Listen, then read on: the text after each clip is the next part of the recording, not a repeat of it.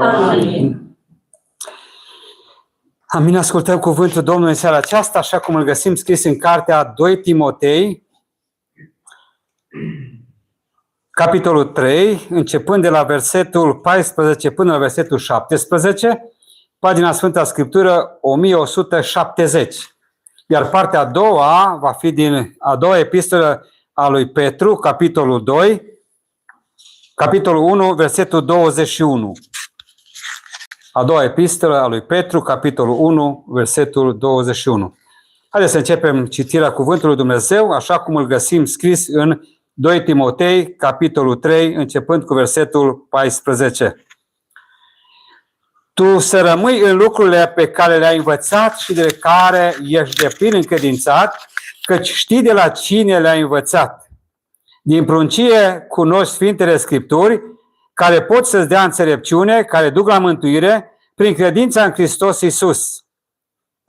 Toată Scriptura este însuflată de Dumnezeu și de folos ca să învețe, să mustre, să îndrepte, să dea înțelepciune în neprihănire, pentru ca omul lui Dumnezeu să fie desăvârșit și cu totul destoinic pentru orice lucrare bună. Amin. Amin. Citim din a doua epistolă a apostolului Petru, capitolul 1, versetul 21, cuvânt care spune în felul următor: căci nicio prorocie n-a fost adusă prin voia omului, ci oamenii au vorbit de la Dumnezeu, mânați prin Duhul Sfânt. Amin. Amin. Vă invit să ocupați locurile. Frați și surori, continuăm cu studiul nostru biblic anul acesta, început chiar din luna ianuarie, la început, și o să continuăm cu aceeași temă până la sfârșitul anului, dacă Domnul ne ajută, și anume provocarea de a-L cunoaște pe Duhul Sfânt și lucrarea Lui. Astă seară învățăm despre Duhul Sfânt, Cel care a inspirat Sfintele Scripturi. Duhul Sfânt este Cel care a inspirat Biblia, cuvântul lui Dumnezeu.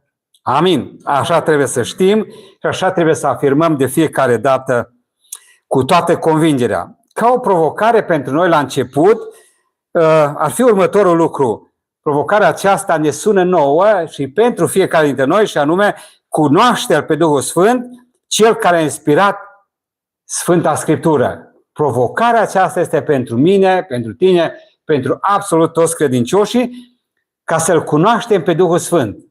Pe Dumnezeu, Duhul Sfânt, Cel care a făcut lucrarea aceasta deosebită, printre alte și multe lucrări, și anume a inspirat Sfânta Scriptură.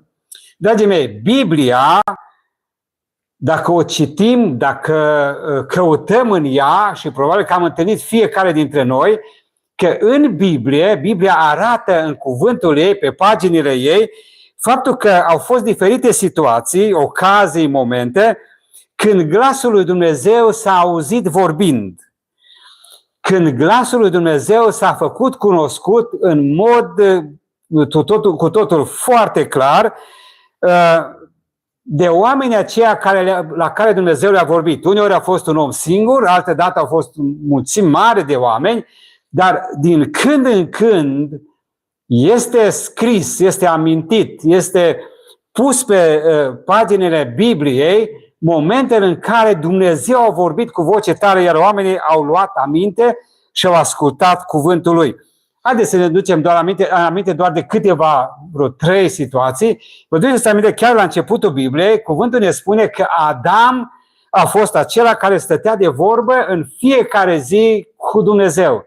Stătea de vorbă cu Dumnezeu. Apoi, mergând mai departe, vedem pe Moise pe care Dumnezeu l-a chemat la o lucrare extraordinar de mare, atunci când ne-a comunicat ce trebuie să facă, când ne-a spus cuvintele legii pe care trebuie să le spună poporului, a vorbit cu Moise față în față. Iar Moise a ascultat și a luat aminte la cuvântul lui. Apoi, trecând în Noul Testament, găsim scris la botezul Domnului Iisus, Dumnezeu a vorbit din cer, iar oamenii care au fost acolo în acel moment au auzit tot cuvântul lui. Dar aceste cuvinte erau însoțite întotdeauna cu autoritate absolută de la Dumnezeu și cu o încredere totală a noastră, a lor, a celor care au ascultat. Când au auzit cuvântul lui Dumnezeu vorbind cu voce tare, oamenii aceștia au dat încredere, totală încredere cuvântului lui Dumnezeu, pentru că știau că este un cuvânt chiar din partea lui Dumnezeu. Alteori, Biblia afirmă, și noi citim pe pagina Scripturii, că Dumnezeu a vorbit și din partea Lui a vorbit unor oameni. I-a ales pe ei să le vorbească lor, nu într-un mod neapărat auzibil, așa, se audă cu urechile lor, dar i-a inspirat, le-a vorbit și ei au luat aminte. Au fost profeți, au fost preoți, au fost împărați. Uneori au fost oameni obișnuiți la care Dumnezeu le-a vorbit. Da, și în acest caz, cuvintele acestea erau însoțite de puterea divină. Erau însoțite de puterea divină. Haideți, doar un exemplu găsim în Ieremia, da, profetul Ieremia, capitolul 1, versetul de la 7 la 9, dar ultima parte a versetului 9 spune așa: iată, pun cuvintele, spune Domnul lui Ieremia, pun cuvintele mele în gura ta, iar tu când vorbești cuvintele mele și acestea au autoritate divină. Dragii mei, cu ocazia aceasta, când Dumnezeu vorbea unuia și altuia, a apărut, și găsim scris în Sfânta Scriptură, a apărut un pericol. Și anume, au venit unii oameni care s-au uitat la cei care vorbesc și au spus: și noi putem să facem lucrul ăsta. Și au început să vorbească, spun ei, din partea lui Dumnezeu, dar erau cuvintele lor. Cuvintele lor.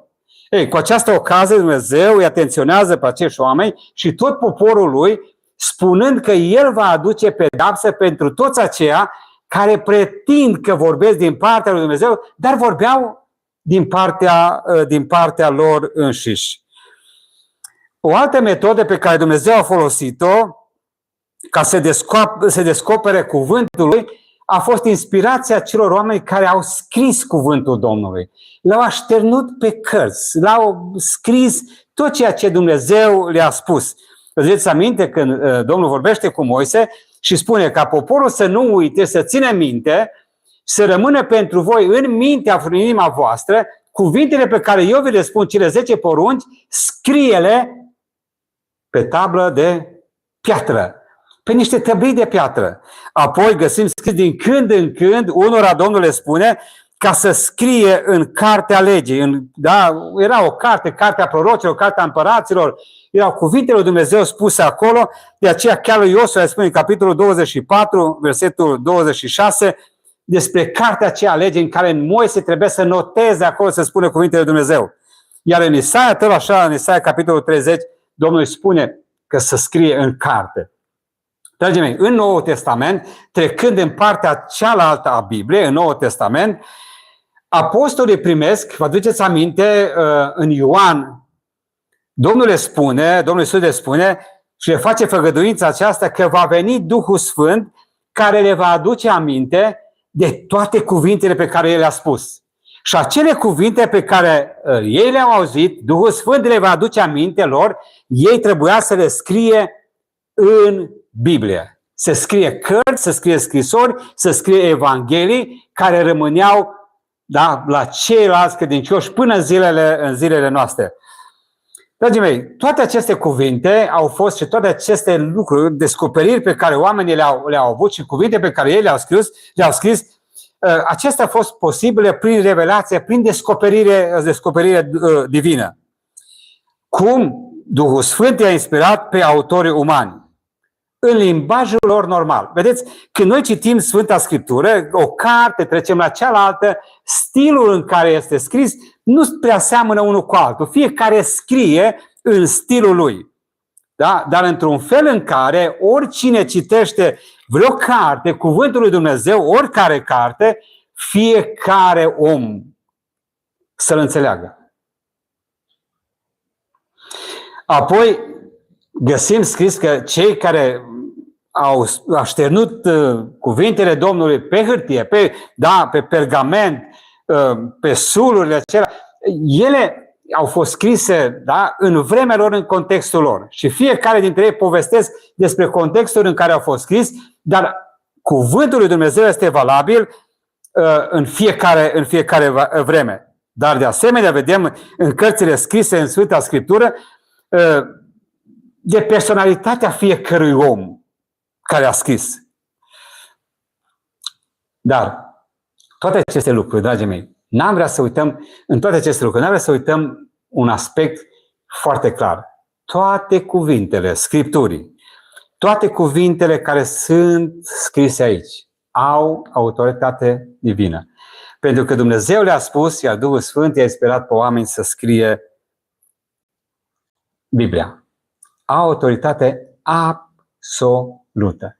De aceea că noi citim Sfânta Scriptură, nu este, sau când luăm Sfânta Scriptură, când luăm Biblia cu noi, ea nu este doar o simplă carte pe care o ducem cu noi la biserică, pe care o lăsăm acasă și o punem acasă în bibliotecă sau o punem pe masă sau citim din ea la fel cum citim din alte cărți. Cartea aceasta nu seamănă cu absolut nicio carte din lumea asta. Cartea aceasta conține cuvintele lui Dumnezeu pe care Dumnezeu le-a vorbit pentru tine, pentru mine, pentru fiecare credincios. Are autoritate absolută și de aceea este o carte unică în lumea aceasta. Dar fiecare afirmație ce pretinde că este de la Dumnezeu, când auzi pe unul și pe altul, spunând cuvântul Domnului, fiecare cuvânt, fiecare afirmație pe care cineva o spune și spune din partea Domnului, ea trebuie să fie verificată, adică trebuie să se potrivească cu Sfintele Scripturi. Acela care nu vorbește sau vorbele unui om, oricare ar fi el, care nu corespund cu ceea ce spune în Sfânta Scriptură, ele nu pot să fie adevărate. Cuvintele noastre, vorbele noastre, în predică, în mărturiile noastre pe care noi le depunem, ele toate trebuie să fie încadrate ca înțeles, ca doctrină, ca învățătură în Sfintele Scripturi. Dacă cumva o învățătură pe care noi sau oricine altceva o pune și o vorbește în afara graniței Sfintei Scripturi, adică în afara ceea ce spune Sfânta Scriptură, acelea nu sunt valabile, sunt false. Iar toate acele cuvinte, toate acele învățături care se dau, toate acele mesaje care se spun și sunt ancorate în Sfânta Scriptură, ele sunt cuvinte adevărate din partea lui Dumnezeu. Slavă Lui pentru asta. Amin. Dragii mei, haideți să ne întoarcem din nou la textul pe care asta a fost ca o introducere și ca un lucru pe care să-l înțelegem despre lucruri care o să le spunem în seara aceasta. Câteva lucruri am vrea să prezentăm despre faptul că Duhul Sfânt este Cel care a inspirat Scripturile din textul pe care l-am citit. Unul lucru pe care îl observăm și primul lucru pe care îl putem observa este că faptul că Scripturile trebuie trăite în fiecare zi. Amin. Scripturile, cuvântul lui Dumnezeu, el nu se trăiește sau nu se învață, nu se citește și nu-l pui în aplicare tot la 2 săptămâni, la 2 ani sau o dată în viață, nu. El trebuie trăit în fiecare zi. Iată ce spune cuvântul Domnului. Scriindu-i Pavel lui Timotei: tu să rămâi în lucrurile pe care le-ai învățat și de care ești de plin încredințat, căci știi de la cine le-ai învățat.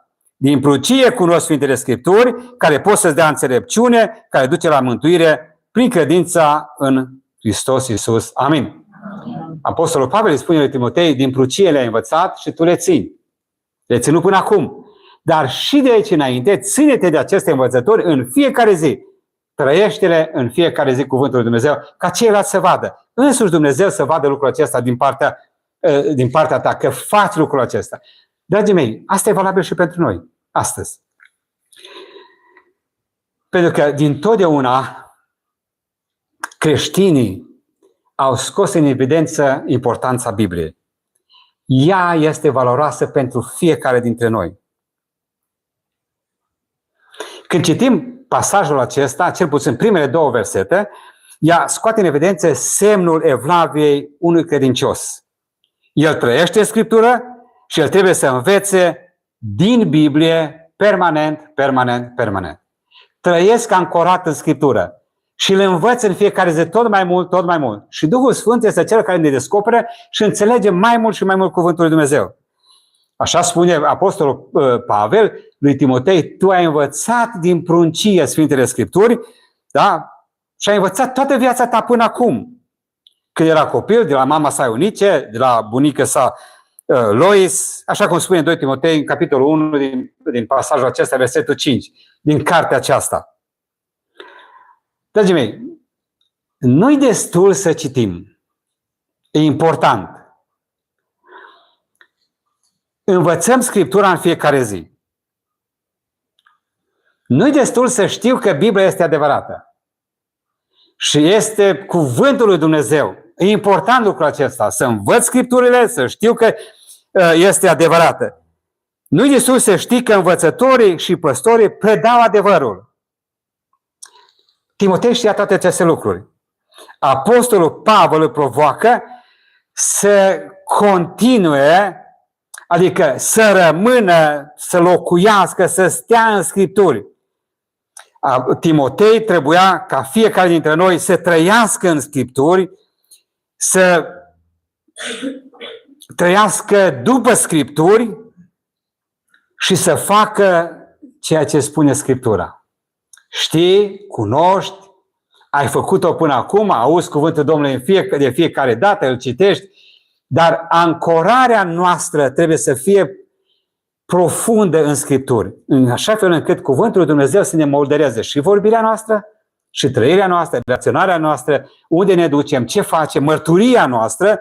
Asta înseamnă să rămâi ancorat acolo și niciodată în afara Scripturii.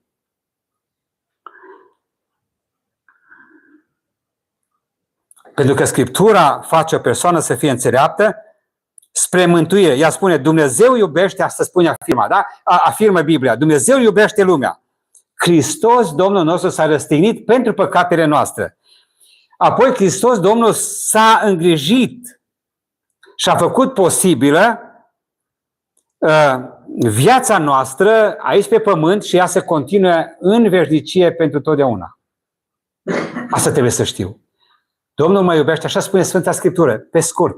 Domnul mă iubește, Hristos, Domnul, a făcut posibilă iertarea păcatelor meu și se îngrijește de viața mea în acel moment și toată veșnicia. Slavă Lui pentru asta. Dragii mei, nicio altă carte, așa cum am spus mai înainte și o afirm din nou, nicio altă carte nu poate să afirme ceea ce Biblia afirmă. De aceea este unică. De aceea este cartea ta și a mea de căpătâi, pe care o iubesc, pe care o citesc, pe care o învăț și pe care mă străduiesc să o trăiesc în fiecare zi. Așa să ne ajute Domnul. Amin. În al doilea rând, Scriptura este nu de origine omenească, ci este de origine divină. Iată ce spune versetul 16.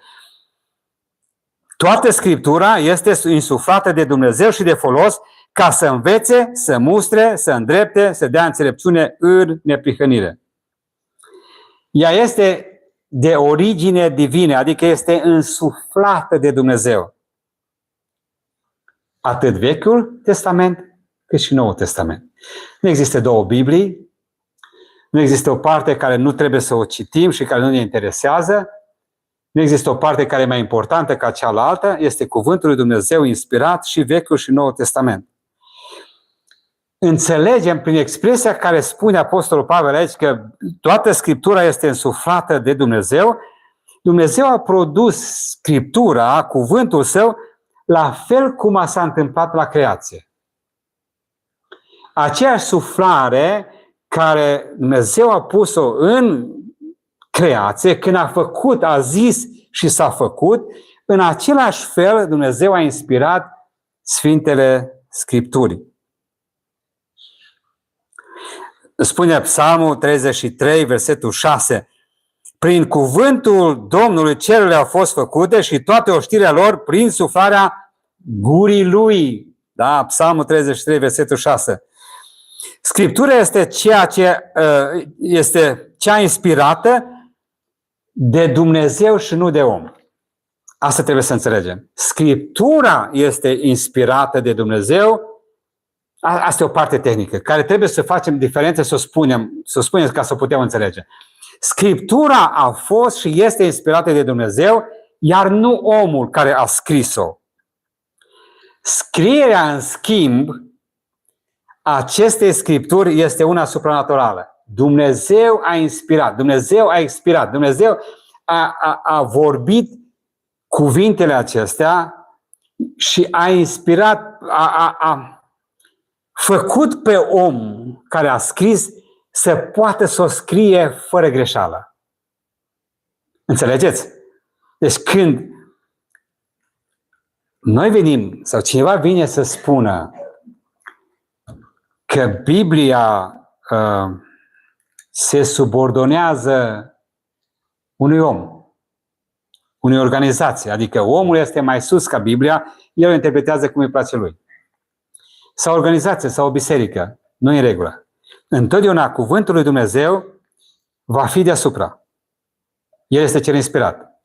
Și toți ceilalți, de la fiecare om, fiecare persoană, fiecare organizație, fiecare orice ar fi, fiecare biserică, trebuie să se raporteze la cuvântul lui Dumnezeu inspirat. El e cel inspirat cuvântul este inspirat de Dumnezeu, iar noi toți citim și învățăm de acolo. Așa să ne ajute Domnul. Amin. Da, profeția în vechime nu a venit prin voia omului, ci oamenii sfinți au vorbit mânați și purtați de Duhul Sfânt, spune Apostolul Petru, textul pe care l-am citit, versetul 21, din 2 Petru, versetul 1. Apostolii și profeții nu vorbesc de la sine, ci au primit de la Duhul pe care au scris, după aceea au scris cuvântul acesta pe care noi îl avem astăzi. Nu s-a apucat cineva, mai citim, mai auzim, probabil că și dumneavoastră mai auziți că s-a descoperit Evanghelia lui Toma, Apocalipsa lui nu știu cui și o grămadă de cărți au fost scrise, o mare mulțime de cărți, de scrisori, de epistole, de apocalipse, de evanghelii circulau în vremea când s-a făcut canonul Noul Testament și apostolii au fost inspirați de Dumnezeu ca să hotărască, și oamenii au fost inspirați de Dumnezeu să hotărască care sunt acele inspirate, care sunt cărțile inspirate de Domnul, care vorbesc în armonie cu Vechiul Testament și cu ce a scris până atunci. De aceea, oamenii au fost trimiși, au fost împuterniciți de Dumnezeu să scrie acest cuvânt pe care noi îl avem. De aceea, dragii mei, de ce e important lucrul ăsta să știm? Pentru că orice ar trebui să știm despre relația noastră cu Dumnezeu și relația lui Dumnezeu cu noi se găsește numai și numai în Biblie. Orice ar trebui să știm de relația noastră cu Dumnezeu și a Dumnezeu cu noi este scris în Biblie. Țin minte că eram odată aici la un priveg și era cineva care era într-o discuție acolo și spunea, persoana respectivă spunea, vine la noi la biserică, vine la biserică, du-te la biserică, caută cuvântul Dumnezeu, citește Biblia. Nu. Eu am o relație specială, personală cu Dumnezeu. Mie Dumnezeu îmi vorbește și eu știu ce să fac. Dar Biblia o citești? Nu. Dragii mei, găsim asemenea situații, suntem în asemenea situații, dar oriunde ar fi, oricine ar vorbi, oricine ce ar face, noi trebuie să știm că tot ce ține de relația mea cu Dumnezeu și al Dumnezeu, relația lui Dumnezeu cu mine, este scris numai și numai în Biblie. Aș vrea să fac o concluzie la punctul acesta, și anume că Duhul Sfânt este autorul Scripturilor. Scriitorii vorbesc, scriitorii Vechiul Testament susțin că Biblia este cuvântul lui Dumnezeu. Este o expresie pe care noi o citim în Vechiul Testament de mod special. Așa vorbește Domnul. Ca o curiozitate, de peste 2000 de ori găsim în Vechiul Testament expresia aceasta. Așa vorbește Domnul. De ce se spune așa? Pentru că scriitorii Vechiului Testament susțin că Biblia este cuvântul lui Dumnezeu adevărat, absolut. Apoi scriitorii Noului Testament pretind că Biblia este cuvântul lui Dumnezeu. Haideți să vă citesc un pasaj din Faptele Apostolilor, capitolul 1, versetul 16. Era vorba despre Iuda, care nu era apostol și ei trebuiau să hotărască pe cineva care să fie apostol în locul lui Iuda. Versetul 16. Fraților, trebuie să se împlinească Scriptura după spusele Duhului Sfânt. Mai înainte, prin gura lui David, despre Iuda care a fost călăuza celor ce au prins pe Iisus. Oamenii aceștia recunoșteau atunci că trebuie să facem, să rămânem călăuziți, să împlinim ceea ce spun Scripturile care au fost insuflate de Duhul Sfânt. Domnul Iisus Hristos pretinde că Biblia este cuvântul lui Dumnezeu. Atunci, nu numai atunci, dar odată vine și spune că cuvântul lui Dumnezeu se va împlini în totalitate, fără să se piardă măcar o iotă din cuvântul lui. Apoi învățăm că Biblia este absolut demnă de încredere. Îți aminte când Apostolul Pavel scrie bisericii din Tesalonic, capitolul 1, versetul 1 Tesaloniceni, capitolul 2, versetul 13. De aceea le scrie Pavel, un verset pe care noi îl știm foarte bine. De aceea mulțumim fără încetare lui Dumnezeu atunci când ați primit cuvântul lui Dumnezeu, auzit de la noi, l-ați primit nu ca pe un cuvânt al oamenilor, ci așa cum este în adevăr, ca pe cuvântul lui Dumnezeu. Biblia trebuie citită în fiecare zi. Biblia trebuie studiată în fiecare zi. Biblia este de origine divină și nu omenească. Și asta trebuie să știm. Și în al treilea rând, Scriptura este menită să îi maturizeze pe cei credincioși. Omul biologic care se naște, copilul care se naște, trebuie să-i dai să mănânce potrivit cu vârsta lui. În felul acesta crește, se maturizează, înaintează în vârstă. Nu rămâne ca și un copil mic. Tot la fel, omul născut în Împărăția lui Dumnezeu, ca nou născut, are nevoie să crească, are nevoie să se maturizeze. Această maturizare se face numai și numai prin cuvântul lui Dumnezeu. Maturizarea aceasta, versetul 17, spune așa: pentru ca omul lui Dumnezeu să fie desăvârșit și cu totul destoinic pentru orice lucrare bună. Pentru ca omul lui Dumnezeu să fie desăvârșit. Artios este cuvântul scris acolo, care înseamnă a fi perfect, a perfecta, a finaliza, a maturiza, a umple. Asta e înțelesul acestui cuvânt. Pentru că înțelegând lucrul acesta, că Scriptura îl face pe om desăvârșit cu totul destoinic pentru orice lucrare bună, putem trage concluzia că o persoană nu este completă sau cu adevărat matură în afara o persoană, un credincios. Nu este matură, nu este completă în afara cuvântului lui Dumnezeu. Dacă Biblia ne este dată, cuvântul lui Dumnezeu ne este dat, ca noi să ne maturizăm, să fim destoinici pentru orice lucrare bună, această maturizare se întâmplă doar în perimetrul Bibliei. Omul a fost făcut pentru Dumnezeu și el trebuie să trăiască după și prin cuvântul lui Dumnezeu. Fără cuvântul lui Dumnezeu, el trăiește o viață incompletă și imperfectă. Așa că, frați și surori, care suntem ascultători de cuvântul lui Dumnezeu, fii atent aici. Când te uiți la tine și când ne uităm la noi și te uiți la ceilalți, de fiecare dată trebuie să mulțumesc lui Dumnezeu. Pentru că am cunoscut pe El și am cuvântul Lui, care mă maturizează și mă face complet. Și sunt în drum spre desăvârșire. Și sunt gata pregătit pentru orice lucrare, sau mă pregătesc pentru orice lucrare pe care Dumnezeu mă va încredința.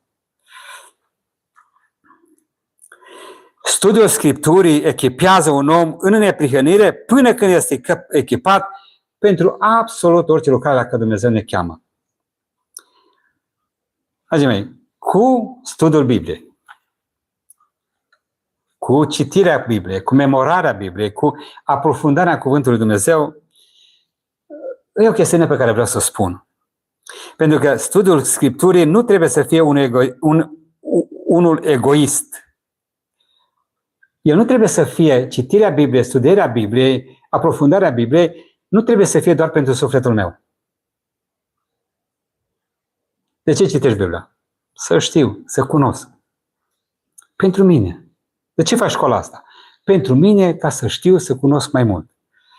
E bine asta, dar nu destul. William Barclay, un om al lui Dumnezeu, scria un pasaj, ar vrea să-l citesc, ce spune omul acesta. Schimbarea, convertirea care îl face pe om să nu se gândească la nimic altceva decât la faptul că a fost salvat, nu este o schimbare și o convertire adevărată, spune asta. Cuvinte dure. Deci convertirea și schimbarea pe care el spune că s-a întâmplat, da, în viața lui și îl face pe acel om să se gândească numai la sufletul lui, nu este o schimbare și o convertire adevărată. El trebuie să studieze de fiecare dată cuvântul Scripturii și să se facă de fiecare dată otilul lui Dumnezeu și semnilor lui.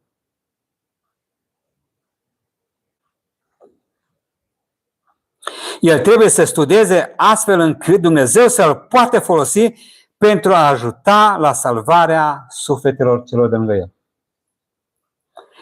Niciun om nu este, spunea omul acesta, mântuit dacă nu este înflăcărat în a salva semenii în generația lui. Deci, dragii mei, ca o concluzie până aici, Scriptura este menită să ne maturizeze. Ea ne duce spre desăvârșire. Ea ne echipează. De ce e important să o citim, să o știm, să o învățăm, să o memorăm și să o spunem și altora. Dar aici e o problemă. Nu ține doar pentru noi, ci de fiecare dată cuvântul care știi. Împărtășește-l cu cel de lângă tine. Vorbește cu el.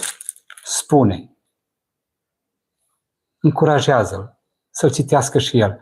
Fă tot ce poți ca să fii în lucrarea lui Dumnezeu și în slujba celor de lângă tine.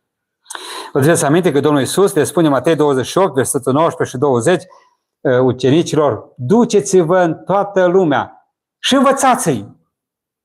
Mergeți, propovădiți Evanghelia la orice făptură, botezați, dar să nu uitați, învățați cuvântul lui Dumnezeu, ocupați-vă de treaba asta, vorbiți-le de cuvânt, să poată să înțeleagă și ei, să poată să ajungă și ei să se ancoreze în cuvântul lui Dumnezeu.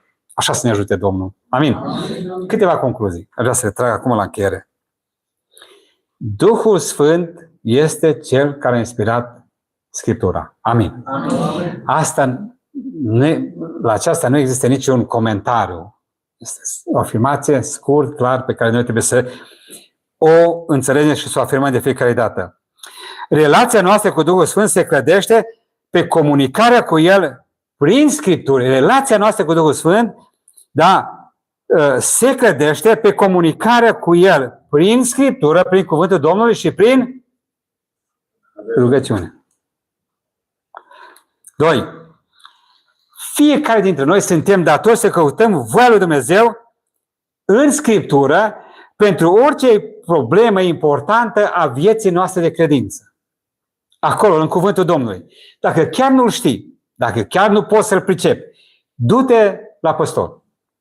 Spune-i problema ta și el îți va da răspuns întotdeauna din Cuvântul lui Dumnezeu. În al treilea rând, da, Duhul lui Dumnezeu nu ne va cere să credem nimic despre El sau lucrarea sa dacă acel lucru nu se regăsește de fiecare dată în Scriptură. Așa că, dragii mei, atunci când vorbim și afirmăm că Duhul Domnului m-a luminat, m-a spus ce să spun, verifică dacă ceea ce spui e scris în Biblie. Dacă e adevărat lucrul ăsta, dacă ceea ce Domnul ți-a spus și e scris în Biblie, spune cu toată convingerea, cu toată puterea, nu te lăsa. Spune-l, pentru că Duhul este Cel care ne luminează și ne spune ce trebuie să spunem. Și în al patrulea rând, tot ce știi, tot ce ai învățat și vei învăța este pentru Dumnezeu, pentru lucrarea Lui și salvarea oamenilor din păcat. Amin. Amin. Dragii mei, așa să ne ajute Domnul și să ne călăuzească în fiecare moment. Amin. Amin.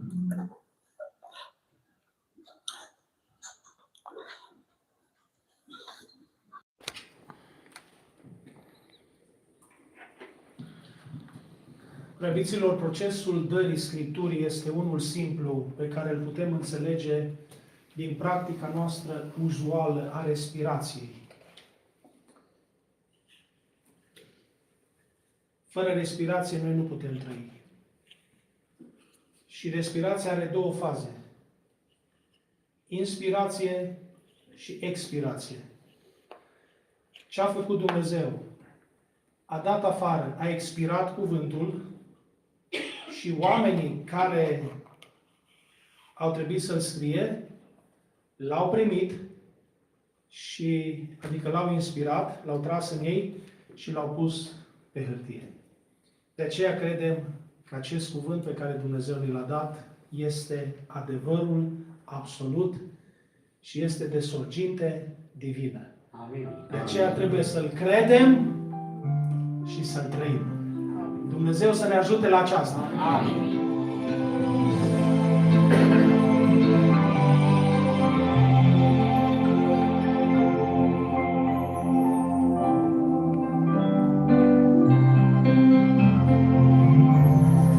Cuvântul tău e adevărul, e din vecie neschimbat, iar mai înainte de-a fi cerul, a fost cuvântul tău curat, a fost cuvântul tău curat. Cuvântul tău nu-i râs, nici glumă, nici vorbă fără căpătâi. Cuvântul tău e înțelepciune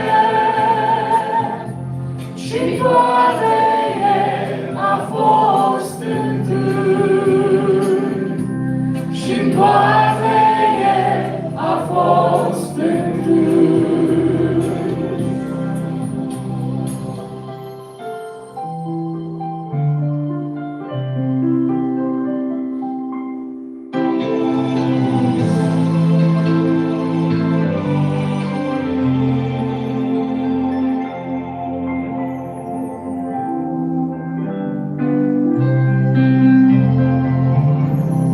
Cuvântul tău e mângâiere, e bunătate, e prinos. Cuvântul tău e o putere,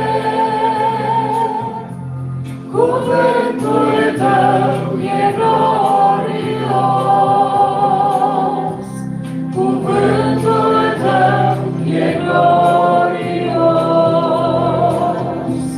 Cuvântul tău cine rostește, să stea departe de cel rău. Cuvântul tău mărturisește, căci tu ești Domn, ești Dumnezeu, căci tu ești Domn, ești Dumnezeu.